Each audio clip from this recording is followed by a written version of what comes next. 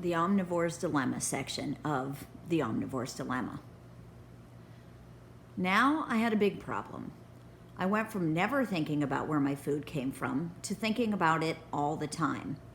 I started worrying about what I should and shouldn't eat. Just because food was in the supermarket, did that mean it was good to eat? The more I studied and read about food, the more I realized I was suffering from a form of the Omnivore's Dilemma. This is a big name for a very old problem.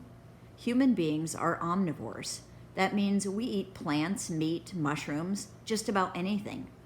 But because we are omnivores, we have very little built-in instinct that tells us which foods are good for us and which aren't.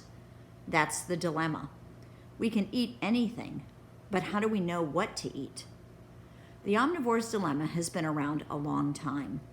But today we have a very modern form of this dilemma. We have 1,000 choices of food in our supermarkets, but we don't really know where our food comes from.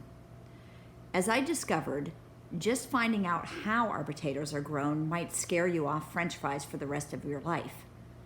In the past, people knew about food because they grew it or hunted it themselves.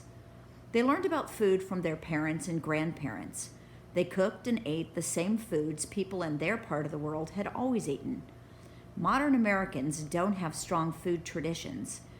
Instead, we have dozens of different experts who give us lots of different advice about what to eat and what not to eat. It's one thing to be crazy about food because you like to eat, but I found I was going crazy from worrying about food.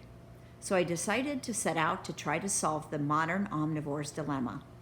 I decided to become a food detective, to find out where our food comes from and what exactly it is we are eating. My detective work became the book you now hold in your hands. Okay, let's go write a gist statement for that.